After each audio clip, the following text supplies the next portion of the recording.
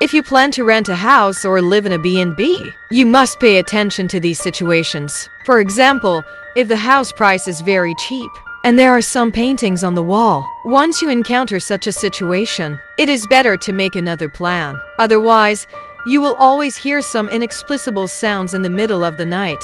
This is considered a light warning. Like my friend Liurwa, maybe ordinary people can't afford what he went through, but I have to say that he is really a tough guy. The story goes back to a few years ago. He and his girlfriend Azan had just started working, so they found a house with a very cheap rent online. At first, the two were satisfied with the house. Although the house was a bit old, it was also fully functional. After all, the price was right. But on the 7th day they lived there, they encountered some strange things. That night, Liurwa was watching a game alone in the living room, and his girlfriend Azan had fallen asleep early. But when the game entered a tense moment on TV, suddenly, a scream came from the bedroom. Liurwa quickly went to ask what happened to Azan, and this time, Azan was truly scared. She said that she had just fallen asleep and had a terrible dream. In the dream, she vaguely saw a black shadow about to pass through the wall. That feeling was extremely real. But Liurwa was in a hurry to go back to watch the game, so he comforted her very superficially,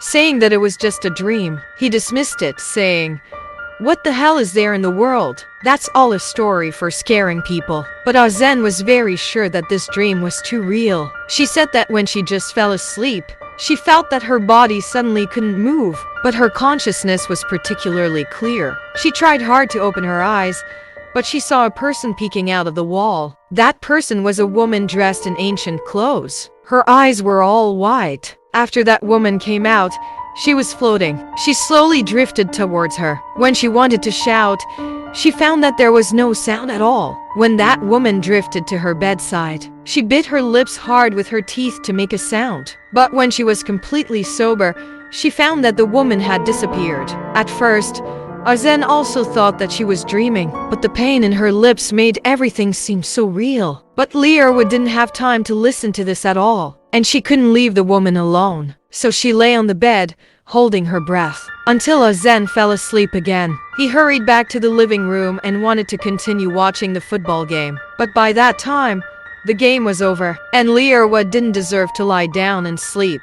But not long after Liurwa fell asleep, the terrible thing happened again. He felt that his body was pressed by something, and he couldn't move at all. He wanted to find his girlfriend, but he couldn't make any sound.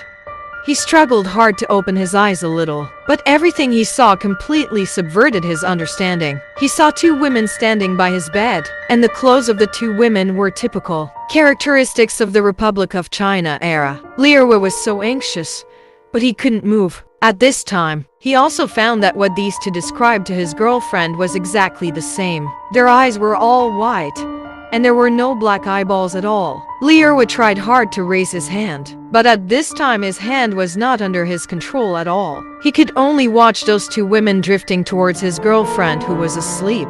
What was shocking was that one of the women was floating on top of Liurwa, facing him. The other one was floating on top of his girlfriend. At this time, he closed his eyes desperately. Suddenly, the cell phone on the bedside table rang at this time, and the two women floating in the air also became more and more blurred. At this time, Liurwa tried hard, and his body was finally back to normal. He was sweating profusely, and the cell phone on the bedside table was still ringing. Liurwa was also confused. Was it a dream or did something really happen? He picked up the phone. It turned out that his mother had called. She asked him when he would take Azan home. After the mother and son said a few words, he hung up the phone. At this time, Azan also woke up and said that she had dreamed of that shadow again. This time, there were two shadows. Liurwa heard this and was so scared that he was sweating. Their experiences were exactly the same. At this time, he was completely numb. The two felt that this room must be unclean and dared not sleep.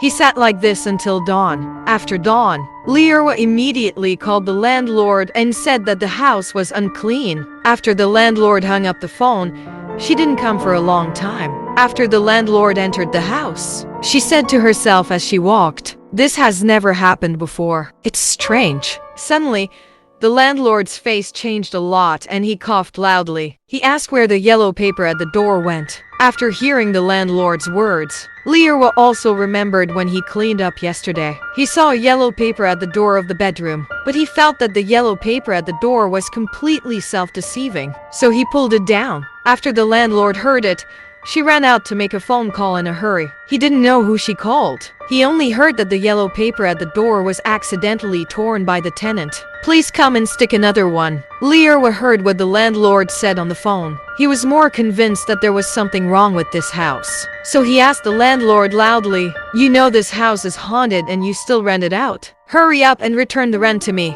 The landlord said, "If you hadn't torn the house down first, nothing would have happened. If you want to return the house, you can. You have already lived here this month. The rent for this month needs to be deducted. Otherwise, you can continue to rent. Just stick the yellow paper back on. I'm sure there won't be any more strange things. The rent can even be cheaper for you." When they were discussing the rent, a middle-aged man in black came and took out a piece of yellow paper. Without saying a word, he stuck it on the bedroom door. Then he turned around and said to Liirwa, "Tear it off again. Then you can only ask for more blessings. Every year in the future, there will definitely be no more strange things. But be careful. If the yellow paper is torn or blackened, you have to call in time and ask him to deal with it."